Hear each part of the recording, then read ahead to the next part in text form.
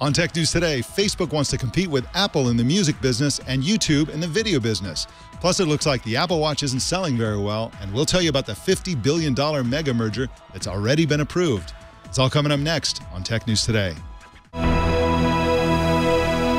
This is Twit. Bandwidth for Tech News Today is provided by Cachefly at CACHEFLY.com.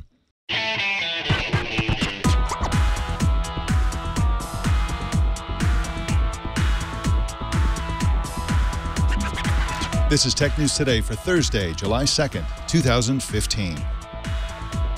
This episode is brought to you by Blue Apron. Blue Apron will send you all the ingredients to cook fresh, delicious meals with simple step-by-step instructions right to your door. See what's on the menu this week and get your first 2 meals free by going to blueapron.com/twit. That's blueapron.com/twit. Tech News Today is the show where we talk about the tech news with the journalists who report it. Welcome to the show. I'm Mike Elgan, and our co-anchor today is Fusion editor Kashmir Hill. Welcome to you, Kashmir. Thank you, Mike. Now, you have a controversial opinion about something that everybody was talking about yesterday, the peas and guacamole controversy. I think just about everybody yesterday was horrified at the prospect, but you have a contrarian view as usual. What is your opinion on peas in guacamole? I am pro peas. I'm pro trying new things, mixing things up.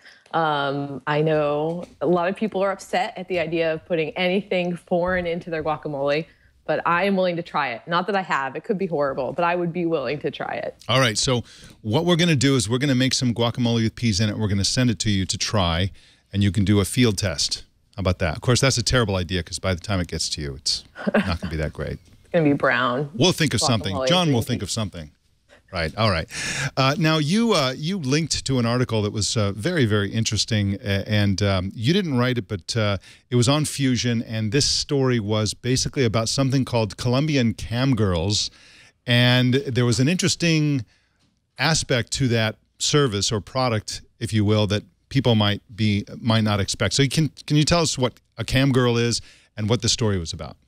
Yeah, this is by our Latin American editor who went down to Colombia to report out the story. This is one of the largest camgirl castles in Colombia, and it's basically women who perform on camera for a particular viewer, and that viewer, talks to them, asks them to do certain things.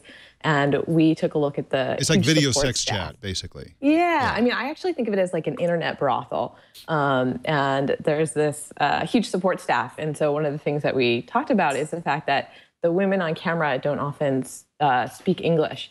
And so the people that are chatting with them are actually chatting with their male support staff who say the things that they know men want to hear. And so it's just about how this whole thing operates. It's a really fascinating story. Well, a couple of things struck me about this. One of them is that, division of labor is always a good idea.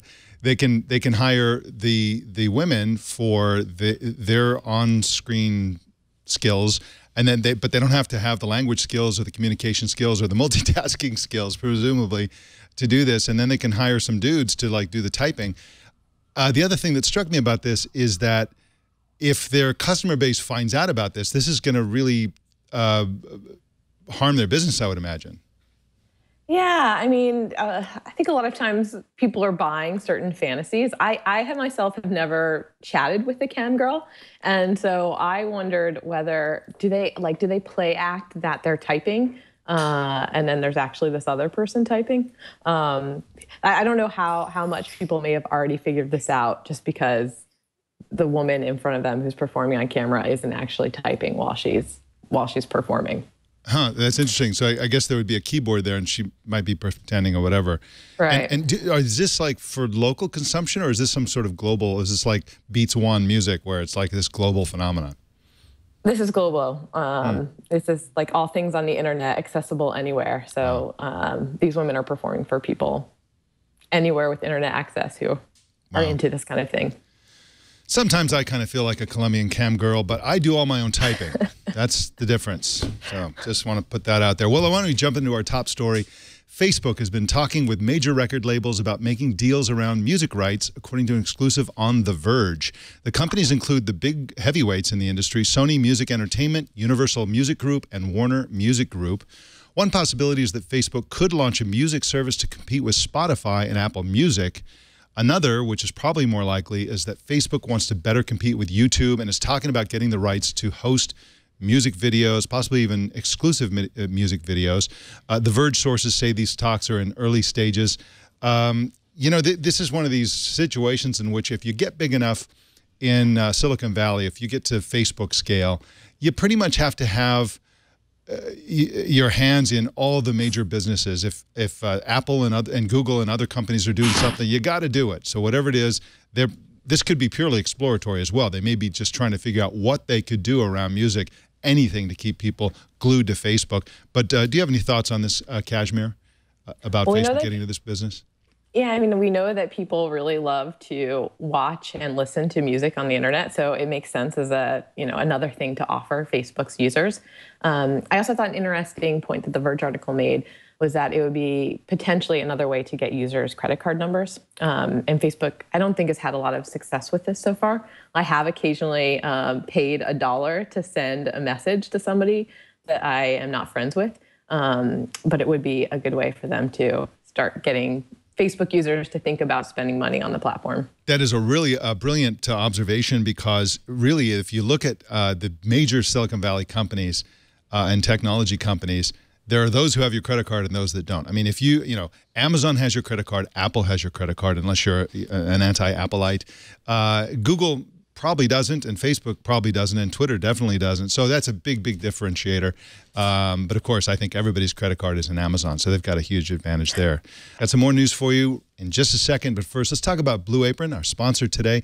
Blue Apron will ship a huge box right to your house, and in that box will be 3 meals that you'll prepare yourself. It's a refrigerated box because it has fresh ingredients that you're going to use to prepare delicious, incredible meals. One of the more recent meals that they've sent out is black bean and red quinoa enchiladas with salsa verde. That sounds delicious. They won't put peas in your guacamole with that one, but they'll teach you how to cook quinoa. People don't know how to cook quinoa, and they will show you exactly how to prepare it in a really good way. Each meal is 500 to 700 calories per serving, and you don't feel like you're not going to go hungry. Believe me, these are really satisfying meals. They take about 35 minutes to prepare on average. I typically am able to prepare them in less time than that because I drink a lot of coffee. And so I love doing Blue Apron meals because my wife usually does all the cooking. She's a million times better cook than I am, and she has really high standards for food. So in the past, before Blue Apron, for me to cook was for her to make a sacrifice in terms of the quality of the meals that she would be eating. But with Blue Apron, I can give her the night off from cooking, and she can still get an incredible meal that we both enjoy very, very much. Blue Apron is a better way to cook. It's that simple. Check out this week's menu and get your first 2 meals free by going to blueapron.com/twit. That's right, 2 meals free by just going to blueapron.com/twit. And we thank Blue Apron for their support of Tech News Today and for teaching us all how to make quinoa. Well, in a related story, Facebook has come up with a new scheme for sharing video ad revenue with content creators. Kurt Wagner is a reporter for Recode and joins us now to talk about it. Welcome to the show, Kurt. Hey, good morning. Good morning. Now, why should Facebook share revenue from the ads they sell on video posts? They're already selling ads, and isn't it better for them to keep all the money? Well, it's probably better for them right now to keep all the money, but I think in the long term, what they're trying to do is they're trying to incentivize all of these video creators. They clearly think video is the next big thing. They have for probably a year and a half, if not 2 years, been really pushing to make video more prominent on Facebook. And so the big issue that they run into is that if I'm a video creator and I'm, have an option to go put my stuff on YouTube where I can get some of the revenue from the ads that are sold against my video, or I can go to Facebook where Facebook gets all the revenue and I don't get anything from the great content that I'm creating, I'm probably going to take YouTube because as a content creator, I want a little money in my pocket too. So what Facebook is essentially doing is incentivizing all the people who are making video content out there to upload it to Facebook, and not only upload it now, but to continue doing it in the future. They're trying to get more and more of this high quality stuff that they know people want to see. Do we know what the deal is going to be? Is Facebook going to offer more, a bigger cut than Google offers on YouTube? So the deal terms are actually pretty similar. In both cases, the content creator gets 55% of the ad revenue that's sold against their video.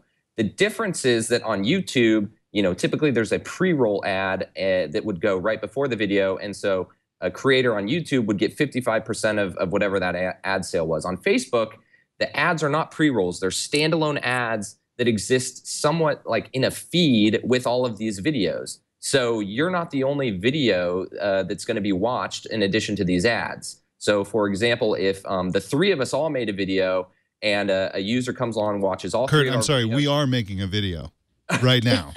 True, The three of us are making a video. Okay, go ahead. We are I'm making sorry. a video. content, Mike. So I hope that you get a partnership with Facebook for this. But Unlikely.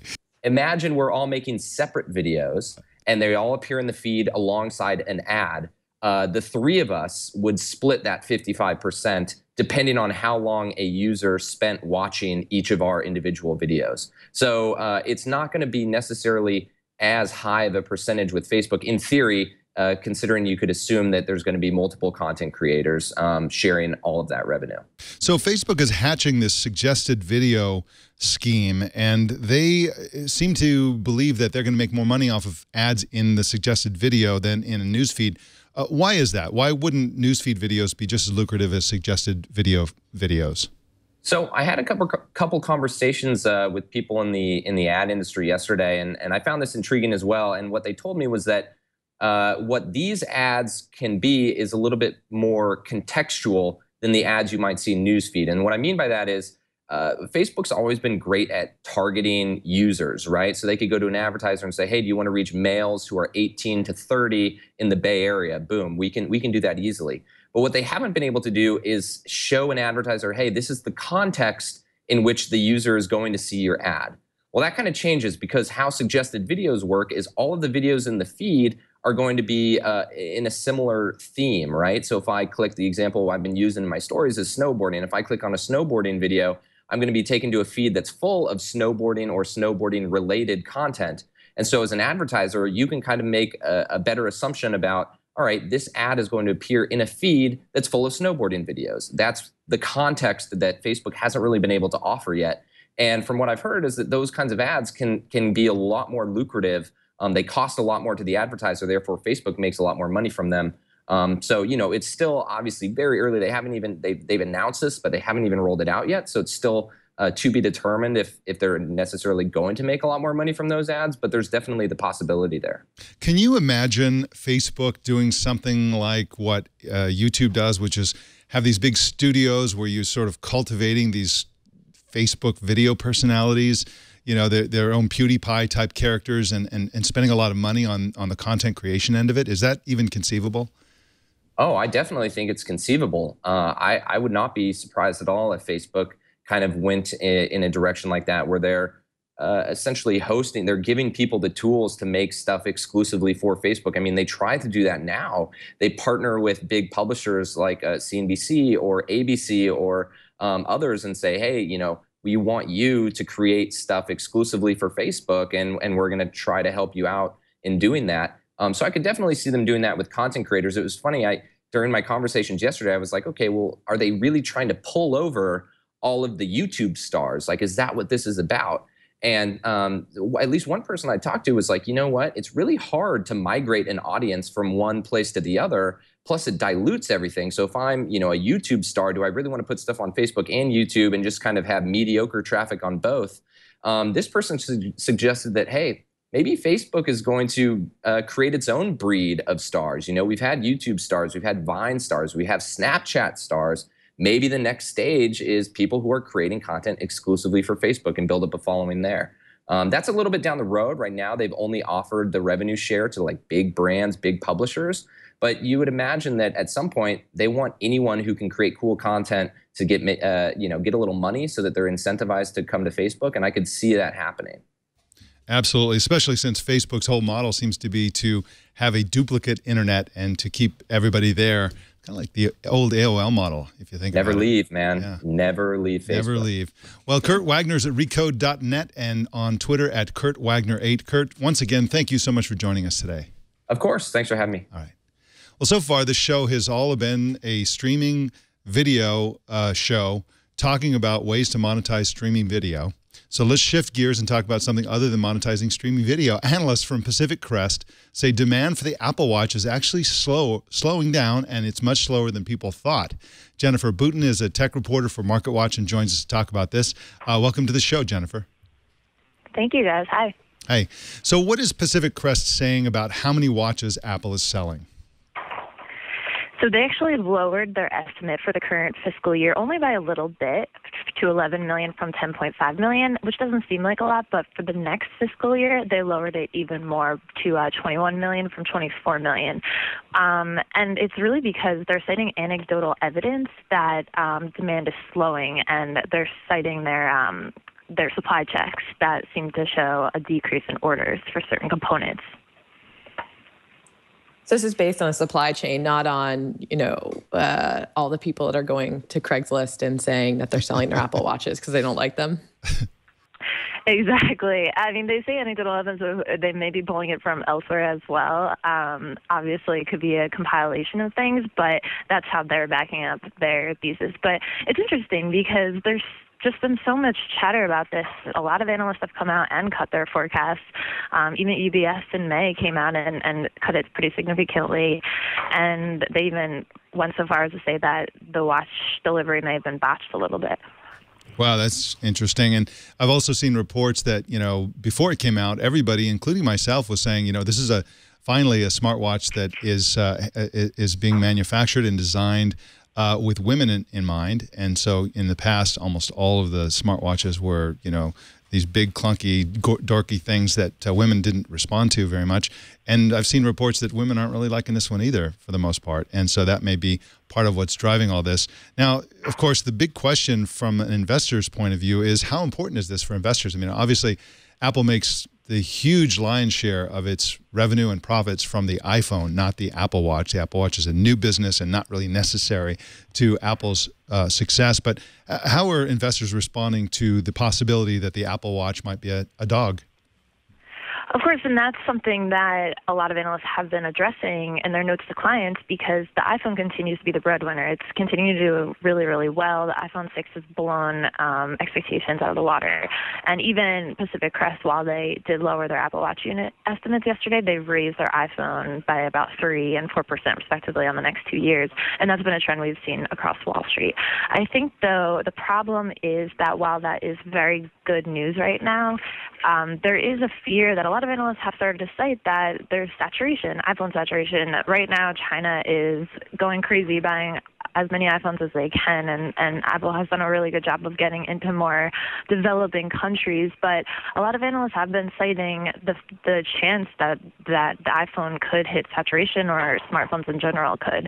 And even Pacific Crest, which did lower its estimates yesterday, came out and said that a lot of people who are owning at least $15,000 a year more in the world may already have an iPhone. So the chances that that trend is going to continue, it's a little bit risky. And that's why these new kinds of technologies and gadgets that Apple's coming up with are so important, especially with iPad sales declining over the last couple quarters.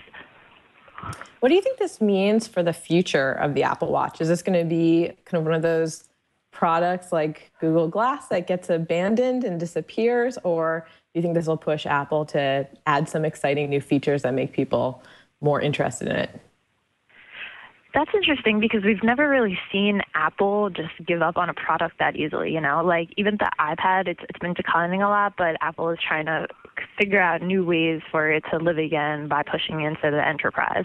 So I don't think that it's going to kind of just evaporate and disappear into the horizon. I think that Apple will continue to invest in it. There's already talk, it opened up its the developer kit so that you can now develop apps that are native to the watch. So that could change the game a little bit. I think a lot of it too is that the vast majority of people still aren't 100% comfortable with a wearable in general. And there was all this hope that it was Apple and this big brand that everybody loves, and it would just automatically convince people to start wearing watches all the time on their wrist. But we've seen Apple kind of not lose that a little bit, but people aren't just jumping on Apple products. Apple Pay, there was some data that showed 95% of the people with iPhone 6s didn't even use Apple Pay during the holiday season. And we just have seen this with its new products. So, and Apple Music as well, there's been mixed reaction on how well that'll do in the long run too, although that's more of a service, so that's a little bit different. But I think that, it'll probably continue to invest money in it before it just completely gives up on it and discontinues it like it did with, the iPod. Jennifer Booton watches at marketwatch.com. And you can follow her on Twitter at jbooton. Thank you so much for joining us today, Jennifer. Thanks, guys. In product update news, Snapchat got an update yesterday. For starters, they dropped their requirement that you tap and hold to watch a video. Now you can just tap without all that holding. You can also add a picture of yourself to your Snap code. Now, what's a Snap code? That's a QR code for easy following. Somebody could just, basically you show them your screen and then they just can capture your information right there. You can also now follow anyone in the same room by choosing a new Add Nearby option. These sound, Kashmir Hill, like good, sensible updates, although there were sort of rumors and suggestions that Snapchat's hard-to-use interface, all its hidden features and functions, were in part a way to keep their user base among young people, because older people were like, I can't figure this out, and then give up and go away. But that's probably not true. It's probably just whenever you think you see conspiracy, it's probably incompetence. But it sounds like they're improving the user interface. Well, teenagers actually got pretty upset about this update.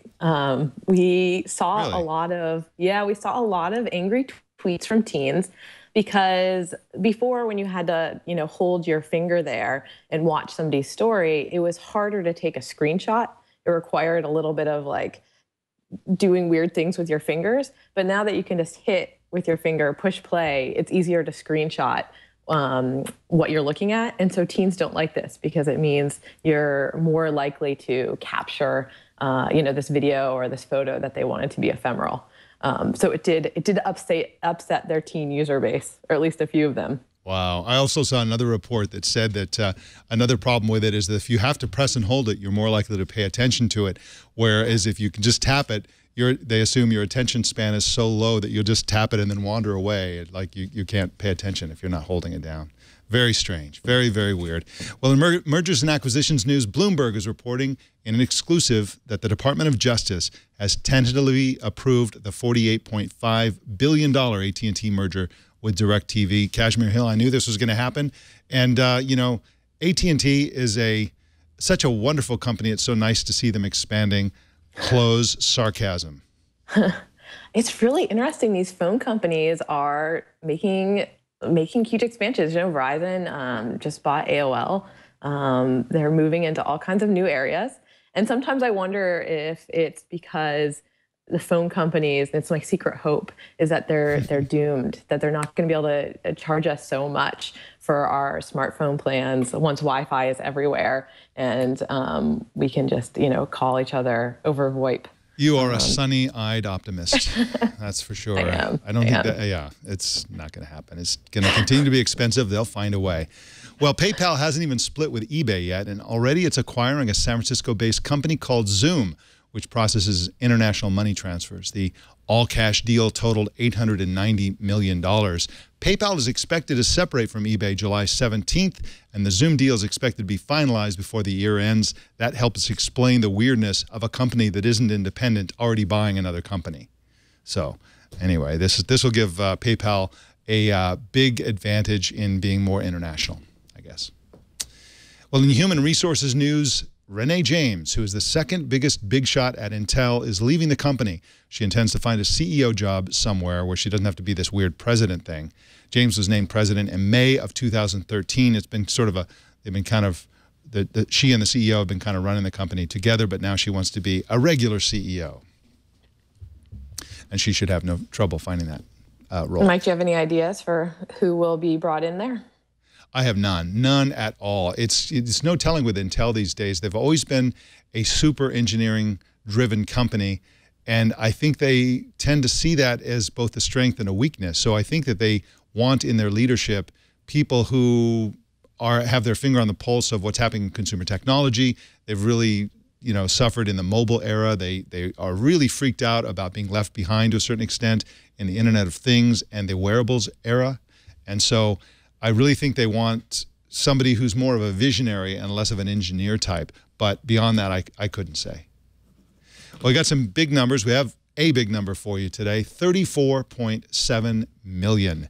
That's how many smartphones the 5-year-old Chinese handset maker Xiaomi sold in the first half of this year. Now, that sounds like a big number, but Xiaomi considers that under their goal. They intend, well, maybe. They intend to sell 100 million smartphones this year. And so they're under 50% of that.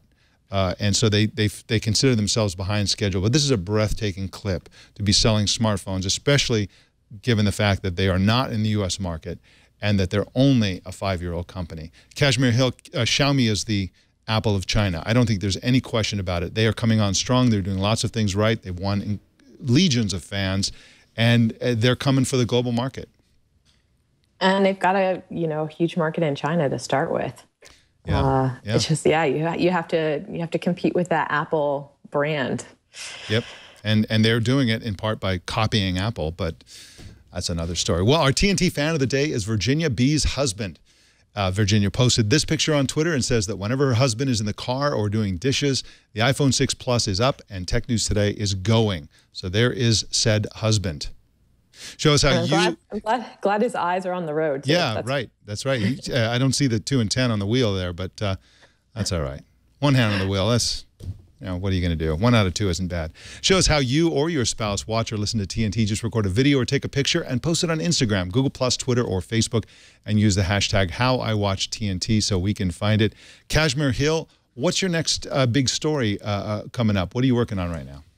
I'm super interested in this Volkswagen robot in Germany that killed somebody. Everybody's writing about this, and they're saying that German authorities are trying to figure out if they should file charges and who should be to blame when a robot kills a human being. So I am super interested in that. I would love to see them actually put the robot on the stand and see what happens. This is, I almost tweeted something about this, and then I thought better of it. I almost said, "Oh, here, so it has begun," or some joke about how the rise. But then I thought, somebody died, so I'm just gonna not do that. But it's just, robots are big, heavy objects that move quickly. I mean, I don't think it's, this kind of thing is inevitable, and unless there was programmed malice of some kind, which is unlikely. Right. It's super interesting. I mean, it's like industrial machinery has been killing people for a very long time. And how does it change when the robot kind of acts more independently? There'll be interesting issues. How much do you program in that the robot isn't supposed to hurt people, as Isaac Asimov ordered so long ago? Right, exactly. Well, I mean, that is one of the big differences. I mean, with other kinds of industrial machinery, you can get your coat caught in the grinders and be sucked in and crushed to death or something like that.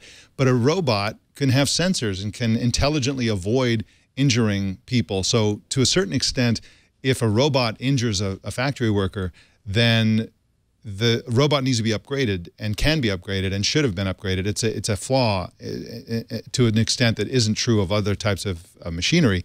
So I'm assuming that this will be a case where they'll look at how this can be avoided, again, with sensors. I mean, it's pretty trivial, actually. If you have, any movement within a certain area that is the danger zone for a robot, then you just shut it down or stop it or do something. There's got to be some way to do that. So we'll see where that goes. But again, I'm sure this happens all the time, in China and Japan and elsewhere where there are lots and lots of robots. And it's going to happen a lot more as we, have more robots out there. So anyway, well, Kashmir Hill, thank you so much. I look forward to reading your robot story. And thanks for co-anchoring today, and we'll see you next week.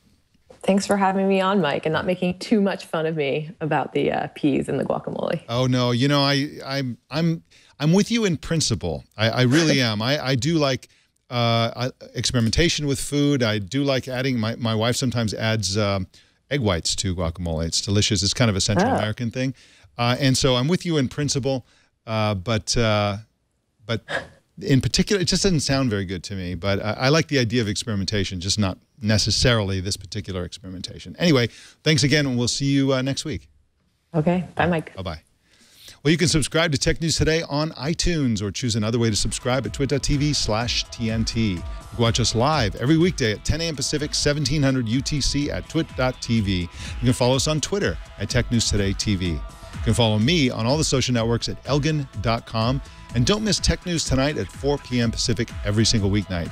And that is the Tech News Today. The show is produced by Jason Cleanthes and edited by Anthony Nielsen. My name is Mike Elgan. Thanks for tuning in. We'll see you tomorrow.